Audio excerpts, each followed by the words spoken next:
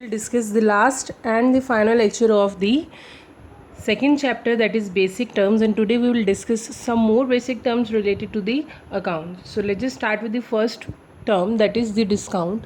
Discount is the reduction in the price of goods or from the amount to be paid to a customer by the enterprises. मतलब कि ये क्या है, discount क्या होता है कि ये कुछ कमी का आना, मतलब किसका, price of goods, reduction in the price of goods, goods की प्राइस के अंदर कुछ कमी आना, और from the amount to be paid to a customer, और उस अमाउंट में कमी आना जो कि आप कस्टमर ने किसको पे करनी है, एंटरप्राइज को पे करनी है, तो उसको हम क्या बोलते हैं, डिस्काउंट बोलते हैं.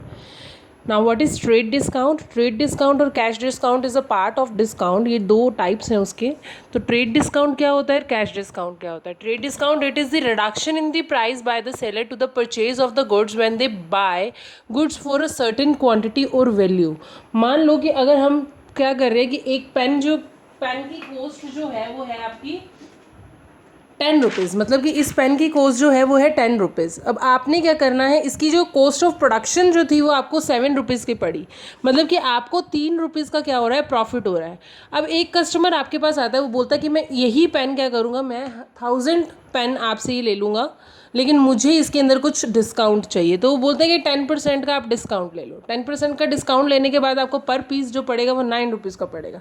अब उसमें क्या हुआ कि 9 रुपीज़ लेने के बाद कस्टमर से फिर भी आपको 2 रुपीज़ का क्या है, एक प्रॉफिट मार्जिन बचता है. तो ट्रेड डिस्काउंट क्या है, ये एक ऐसा डिस्काउंट है जो एक एंटरप्राइज क्या करती है, अपने कस्टमर को देती है जब वो क्या करता है, बल्क पे कोई सामान खरीदता है. तो जब वो बल्क पे कोई सामान खरीदता है तो एंटरप्राइज अपने कस्टमर को कुछ डिस्काउंट देती है. उस डिस्काउंट को हम क्या करते हैं, ट्रेड डिस्काउंट बोलते हैं. और ये ट्रेड डिस्काउंट हम अपनी अकाउंट्स के अंदर शो नहीं करते हैं. हम अपनी जर्नल एंट्रीज जो करेंगे उसके अंदर ये ट्रेड डिस्काउंट शो नहीं होगा. जर्नल एंट्रीज हम बाद में करेंगे और आपको ये पता भी चल जाएगा कि मैं क्या ये ट्रेड डिस्काउंट का क्या बोल रही हूँ, कि ट्रेड डिस्काउंट हम क्या शो नहीं करते हैं अकाउंट बुक्स ऑफ अकाउंट्स के अंदर.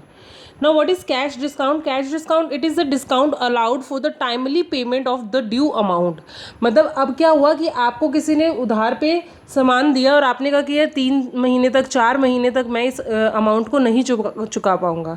लेकिन अब वो क्या बोल रहा है आपको कि अगर आप टाइमली पेमेंट कर देते हो, अगर आप जल्दी से जल्दी पेमेंट कर देते हो, तो मैं आपको 10% डिस्काउंट दे दूंगा उसके ऊपर.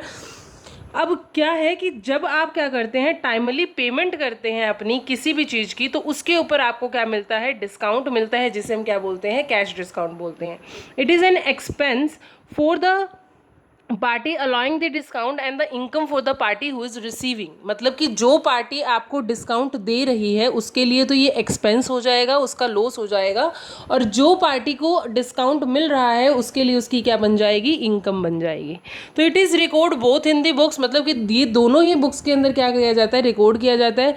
मतलब जो रिसीवर है उसकी, जो डिस्काउंट रिसीवर है जिसको डिस्काउंट मिला है उसकी बुक्स में भी रिकॉर्ड किया जाएगा कैश डिस्काउंट, और जिसने डिस्काउंट दिया है उसकी बुक्स में भी कैश डिस्काउंट क्या किया जाएगा, रिकॉर्ड किया जाएगा. Now what is bad debts. Bad debts क्या होते हैं, it refer to the amount owed to the business that is written off because it has become irrecoverable. अब क्या हुआ, हमने पिछले लेक्चर में डेटर्स के बारे में पढ़ा था कि डेटर्स कौन होते हैं. अब वही डेटर्स अगर आपको क्या कह दें कि भाई हम आपका जो पैसा है वो नहीं चुका सकते, या हम कुछ अमाउंट आपको दे सकते हैं, कुछ अमाउंट हम आपको नहीं दे सकते, जो नहीं देने वाली अमाउंट होती है उसको हम क्या बोलते हैं, बैड डेट्स बोलते हैं. जो हमारे पास अमाउंट रिसीव्ड होगी ही नहीं फ्रॉम दी डेटर्स से, तो उसको हम क्या बोलते हैं, बैड डेट्स.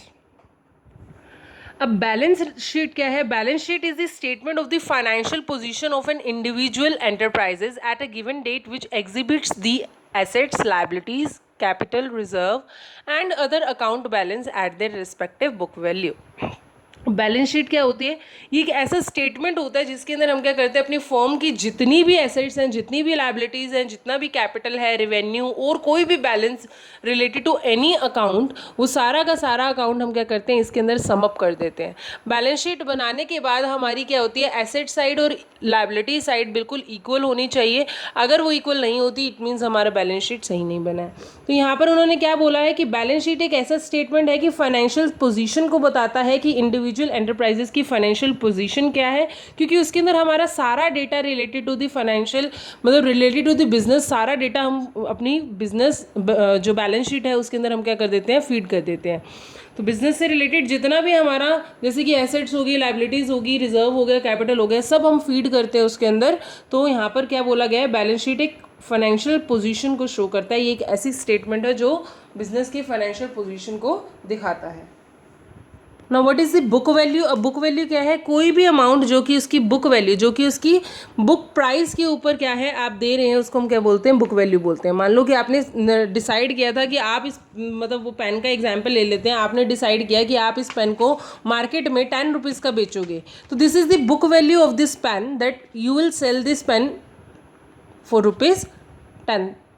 ठीक है, तो यहाँ पर यही जो चीज़ें हैं, ये बुक वैल्यू जो है, जो भी गुड्स का प्राइस होता है जो बुक्स के अंदर होता है, उसको हम क्या बोलते हैं, बुक वैल्यू बोलते हैं। बुक्स ऑफ अकाउंट क्या है, book in which the financial transaction of an entity are recorded and maintain. ऐसी बुक जिसके अंदर हम क्या, आप क्या करते हैं, अपनी फाइनेंशियल ट्रांजैक्शंस को रिकॉर्ड करते हैं, वो जिस नेचर की होती है उसी बुक के अंदर हम क्या करते हैं, उसे रिकॉर्ड करते हैं। मान लो कि आपने परचेज किया तो आपने परचेज बुक के अंदर उसको लिखा, सेल किया तो सेल बुक के अंदर लिखा, परचेज रिटर्न किया तो परचेज रिटर्न बुक के अंदर लिखा। तो इस तरह की बहुत सारी बुक्स हम बनाते हैं और वही सारी बुक्स क्या होती हैं, हमारी बुक्स ऑफ अकाउंट होती हैं। Now cost of goods sold, cost of goods sold क्या है, हम अभी बात कर चुके हैं, जितना गुड्स हमने सेल किया है उसके ऊपर लगने वाली आपको जो कॉस्ट है उसको हम क्या बोलते हैं, कॉस्ट ऑफ गुड्स सोल्ड। जैसे कि मैंने इस पेन के ऊपर 7 रुपये बनाने में इसको लगाए हैं, तो वो 7 रुपये क्या है, मेरी कॉस्ट ऑफ गुड्स सोल्ड, मतलब उसको बेचने में, करने में जो भी है 7 रुपीज़ मेरे लगे हैं, तो वो क्या है, cost of goods sold.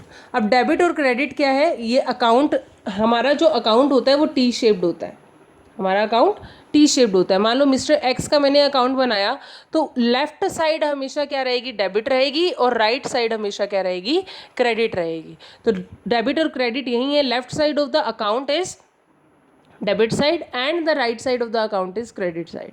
Now what is depreciation? It is the falling in the value of the assets because of the usage, passage of time or accident. अब जैसे कि हम अपने व्हीकल्स वगैरह यूज़ करते हैं, कोई स्कूटी हो गया, मोटर बाइक हो गई, अगर हम इन सबको यूज़ करते हैं, जब हम इन्हें खरीदते हैं तो उनकी वैल्यू क्या होती है, मान लो 50,000 की आपने खरीदी, अगर आप 2 साल बाद उसको बेचना चाहेंगे तो वो 50,000 की नहीं बिकेगी, उसमें कुछ, उसकी अमाउंट में कुछ गिरावट आ जाएगी, और वो आने वाली गिरावट ही क्या है, आपका डेप्रिसिएशन है। इसको हम हिंदी में ह्रास बोलते हैं। क्या होता है कि ये डेप्रिसिएशन हमारी जो एसेट्स है उसको हम कंटिन्यूसली यूज़ करते हैं, बहुत टाइम तक अपने पास रखते हैं, या किसी एक्सीडेंट की वजह से उसकी अमाउंट के अंदर क्या आ जाती है, कुछ कमी आ जाती है, तो उसको हम क्या बोलते हैं, डेप्रिसिएशन बोलते हैं। Now what is entity? Entity क्या है? It means an economic unit which perform the economic activity. एक एंटिटी जो कि क्या करे, जो भी इकोनॉमिक एक्टिविटीज़ आपकी हो रही हैं वो सारी की सारी आपकी क्या है, एंटिटीज़ हैं। अब नाउ इंसॉल्वेंट क्या है? इंसॉल्वेंट का मतलब अ पर्सन और enterprises which is not in the position to pay its debts. मतलब एक ऐसा इंसान या कोई ऐसी एंटरप्राइज जो आपके डेट्स, जो आपके पैसे चुकाने में सक्षम नहीं है, उसको हम क्या बोलते हैं, इंसॉल्वेंट बोलते हैं। हम बोलते हैं कि जिसका दिवालिया निकल गया, दिवालिया निकल गया मतलब वो इंसॉल्वेंट हो गया। प्रोप्राइटर इज़ अ पर्सन जो कि क्या करता है, अपनी कैपिटल, अपना पैसा जो है वो इन्वेस्ट करता है, जो पूरी अपनी क्या करता है, बिजनेस की देख रेख करता है, उसको हम क्या बोलते हैं, प्रोप्राइटर बोलते हैं। रिबेट क्या है? It is the reduction in the price allowed by the seller of the goods after the goods have been sold.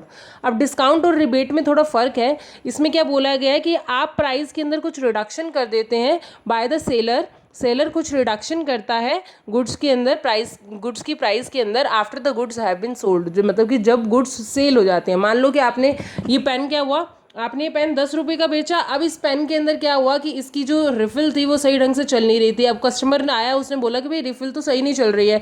तो आप क्या करते हैं कि चलो ठीक है, अब मैंने आपको ये पेन बेच दिया, आपने मुझे 10 रुपये दिए थे, मैं आपको 2 रुपये वापस कर देता हूँ, ये पेन आपको 8 रुपये का पड़ा। या आपने मुझे 10 रुपये दिए थे, 5 रुपये वापस कर देता हूँ, 5 रुपये का पेन आपको पड़ेगा। तो यहाँ पर क्या है, ये आपने क्या दिया, उसको रिबेट दिया। कैसे? मतलब कि कोई खराबी की वजह से या किसी चीज़ की वजह से आप क्या करते हैं, प्राइस के अंदर कमी करते हैं, तो उसको हम क्या बोलते हैं, रिबेट बोलते हैं। मतलब गुड्स बेचने के बाद जब आप कोई प्राइस के अंदर कमी कर देते हैं तो उसमें क्या, उसे क्या बोलते हैं, रिबेट बोलते हैं।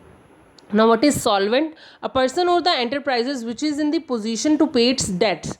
ऐसा person और ऐसी enterprises जो आपकी मतलब डेट्स जो हैं उनको पे करने की पोजीशन में है, पे कर सकते हैं, वो इतने सक्षम हैं कि वो आपकी सारी जो डेट्स हैं उनको पूरा कर दें, सारी डेट्स को पे कर दे, तो उसको हम क्या बोलते हैं? सॉल्वेंट बोलते हैं। तो यहाँ पर आपका ये पूरा सेकंड चैप्टर जो है वो कंप्लीट हो गया है। Now we will start the third chapter in the next lecture. Thank you so much.